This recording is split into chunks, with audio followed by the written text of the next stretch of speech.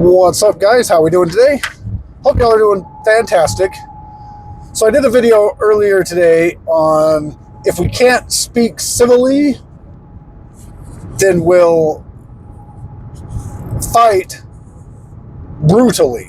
And this is a part 2 to that video. I just wanted to come on and touch on it. I did it, and then I realized after I edited it and posted it, there was more I wanted to say. So back with the part 2. Stay tuned. I'll be right back.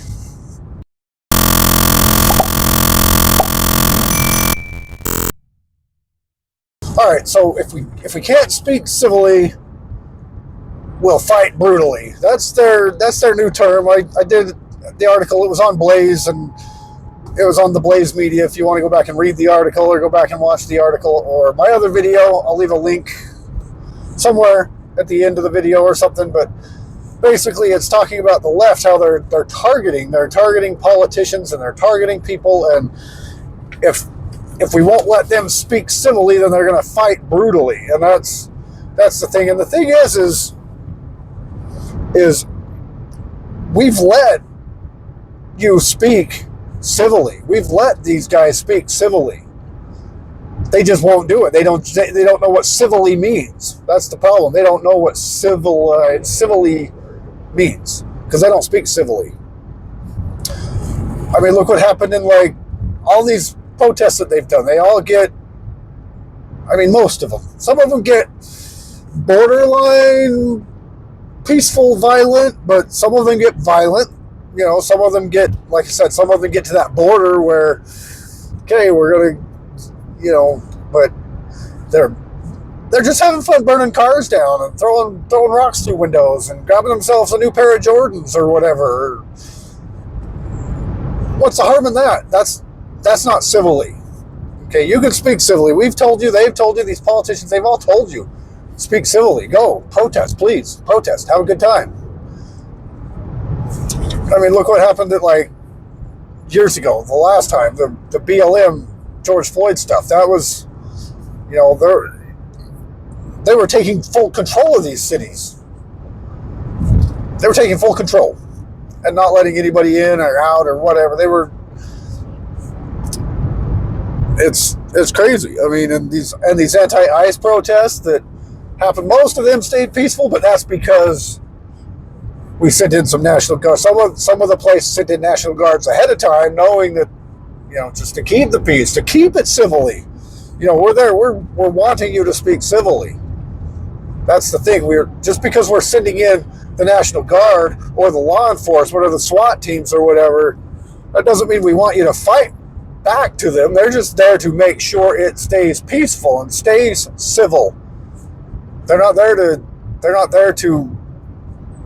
fight you. They're there to make sure you don't fight, make sure you stay civil. So we want you to stay civil. You know, we want you to speak civilly. And they've also said they're not going to stop. They won't stop until they win. Well, what's a win? And what are you fighting against? What are you fighting for? Because obviously, because it's plain as day, it's obvious. You don't care about kings, because there's no king. There is no king. Trump is not a king. So you can't obviously call it no kings, because there's no king. What are you fighting for? I mean, what is a win to you? Trump being out of office. That's your thing. Once Trump's out of office, we'll quit. So obviously that makes it a anti-Trump protest. It's not an anti-ICE. It's basically you hate Trump, and that's all there is to it, is you hate Trump. So you're going to fight because you didn't get your way. You're sore losers. You're crybabies. And you're just going to keep throwing a little tantrum until you get your way, because you don't get your participation trophy anymore. You know, it has nothing to do with kings. It has nothing to do with kings. If you were protesting against kings, you'd be in England, or you'd be in some of these other countries that have kings.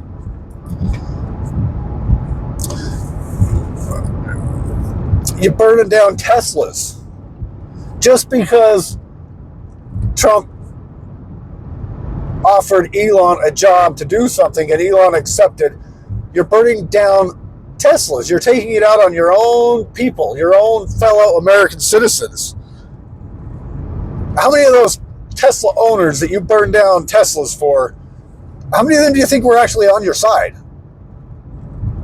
because majority, not all, but majority of the people on the right don't drive Teslas. They're not really buying into this electric car thing. Some of them are, and those of you that are, no nothing against you. But most of us on the right aren't buying into the electric car deal. So we're not. So chances are you're burning down people's cars that are on your same side. That's the thing. You're taking it out on your own people. You're taking it out on the American people instead of the people that you should be taking it out on. And I'm not saying you need to. I'm not, like I said, I'm not trying to say you need to go and assassinate somebody, because you've already tried that. And that's the other thing. You're willing to do anything. You hate Trump so much that you're willing to do anything to get him out of office. Whether it's, I mean, you'll legit try to kill him. And I'm not, that doesn't go for everybody, because I know not everybody is for that idea, but the ones on the far left and the ones that are in power and in control, they do. They're willing to take him out. And I don't know who it is. I don't know. Maybe it was Iran. Who knows? I mean, there's conspiracies, there's whatever, but somebody's tried to take him out a few times. And there was a lot of people on the left that were celebrating the attempt and wishing that it wouldn't have just been an attempt. Like I said, you're taking it out on your own people. And there's a lot going on right now that could trigger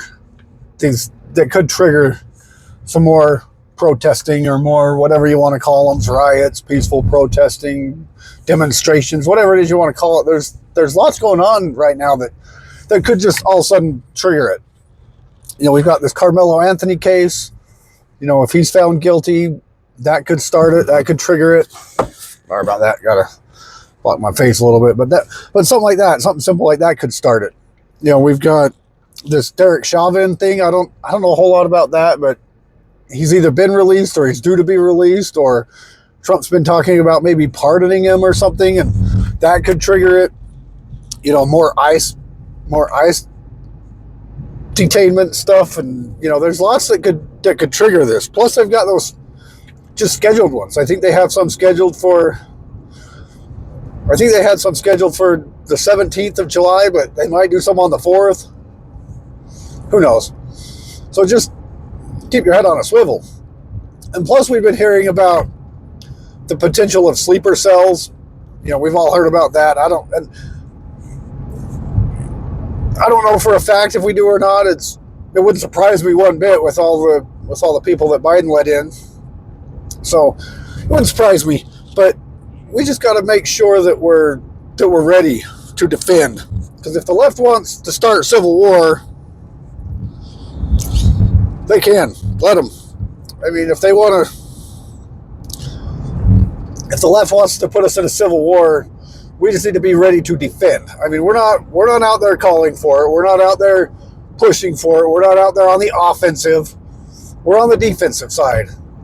So, if you want it, we need to be prepared. If that's what they want, we need to be ready to defend ourselves.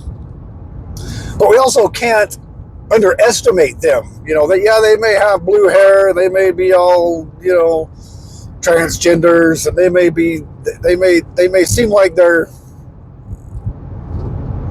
a little lesser than we are, but they've got funding by billionaires. They've got their bad apples that they don't care, and they've got funding by billionaires. We don't. We're just defending ourselves with what we have, what we've prepared ourselves with.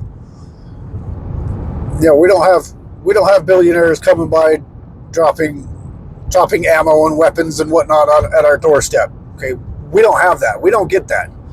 You know, when the left's doing a protest, all of a sudden there's truckloads and pallets full of bricks laying in the middle of the road. We don't get that glory. They do. We don't get that. They do. We have to protect ourselves with what we've brought in ourselves. But we need to be ready to defend. If they want civil war, because they're not going to stop until they win, or they're going to fight brutally if we don't let them speak civilly, which we have, but apparently they don't think so. Then they're going to fight brutally. So we need to be ready. We need to keep ready, because for one, like I said, they're funded by billionaires, and for two, we've seen that they're even willing to take out their own This deal up in Minnesota. This guy that shot those Minnesota state senators or whatever, that was their own side. They tried blaming it on the right, but it's come to find out that he was a Democrat. He was appointed by Tim Walz at one point, and he targeted some Democrat state senators. They're willing to take out their own. And like with the Tesla thing, they don't care. They see a Tesla, burn it down. I don't care if they're left, right. I don't care. They're driving a Tesla. And I don't like Elon Musk. So I'm going to take out whatever I can to... They're willing to do whatever they can. They're willing to just do it. They don't care who drives it. They don't care who owns it. They don't care. They don't care. So we can't underestimate them. But we got to be ready. I mean, we've got to keep our head on a swivel. 4th of July is coming up.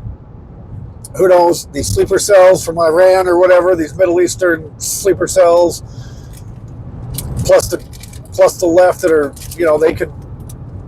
they could trigger anytime. So we got to be ready.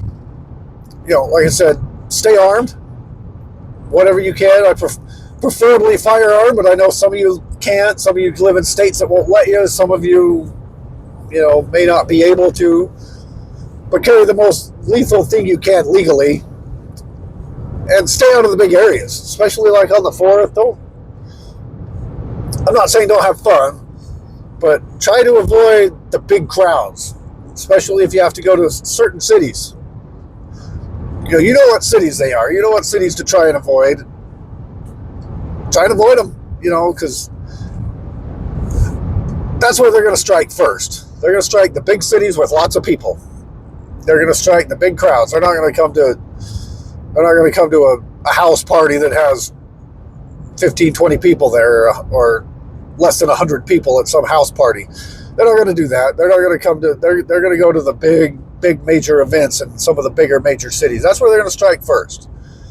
Whether it's the protests, whether it's the sleeper cells, whether it's whatever, they're going to hit the big cities first, and you know what cities they are. But have situational awareness. If you do go, have a good plan. Have a good escape plan. Have a good evasion and a good escape plan if you have to skedat. Anyway, that's the video. Appreciate you. I just wanted to do a part 2 because I didn't get everything across the last time I did it. I just read the article and that was about it. So I just wanted to do a quick part 2 of basically if they want war, we don't want war, but we're willing to defend if it comes. We're willing to fight if it comes to us. We're not going out looking for wars. We're not going out looking for battles. We're not going out seeking it out. We're not playing offense. We're playing defense. We're willing to defend. Anyway, appreciate y'all. YouTube stuff, if you feel like it, links below. Appreciate y'all. Love you. See you in the next one.